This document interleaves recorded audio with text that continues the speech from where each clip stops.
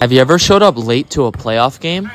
Like you're literally putting your shoes on as the game is happening? Well, that was me yesterday. I had training. I couldn't help it. And I definitely paid the price. I couldn't hit a shot to start the game. I had to get my warm-up shots in during the game instead of warm-ups. Apparently, everybody knows to not take heat check shots before you're actually hot, except me. Like, they were locking me up. They were the 8 seed. We were the 1 seed, and this game would go down to the wire. But you know I had to get going eventually. If you take enough shots, eventually some of them are going to go in, and I did get hot a little bit. But while I was struggling with my shot, my teammates were definitely picking up the slack. And this was a super close game strictly because this guy on their team was ball. And I took a picture with his cousin after the game because he's a fan. And that's all love, but this game would get super intense, so we got to save that for later. And honestly, during the game, I was super confused why this shot didn't count, but now I see it. So like I said, I was struggling with my shots, but my teammates were picking up the slack. Check out that dime by Dev. And you know when I see my guys hooping, I got to pick up the slack a little bit. This shot would put us up 1 at halftime, and we played terrible, so it was good to be up 1. But even in the second half, I was still struggling to find the range a little bit, which means instead of continuing to settle, it's time to get downhill and get in the lane, and that's what I did. Fortunately for my team, the dude with the headband was cooking us, and this layup would put them up 5. So that meant it was really time to lock in on defense. Put together a little 7-0 run, and sometimes when you're struggling with your shot, defense can get you going. Here's the last part of the 7-0 run that would put us up 2, but then it was their time for a run. And like I said, this dude was cooking us. He cooks me with this spin move right here, and 1. This was a back and forth. You know, he's definitely tired from playing all that defense on me, so I'm gonna get an easy shot like that. But I was also gassed, so my teammates picked up the slack with this nice pick and roll to tie the game. 2 minutes left, tie game, and John dimes Mender for the 2-point lead. And then we get a stop, which means they have to foul, and then it's my turn to ice it at the line. I go to the line and make both, and I honestly thought I iced the game. We're up 4, but the headband just won't go away. He hits this 3 ball to make it a 1-point game. So I go back to the line, and I don't miss clutch free throw. So you know I put us up 3. They decide to go for the 2 instead of the 3, and honestly, that's a bad coaching decision. They were forced to miss free throws at the end of the game, and the undefeated season lives on.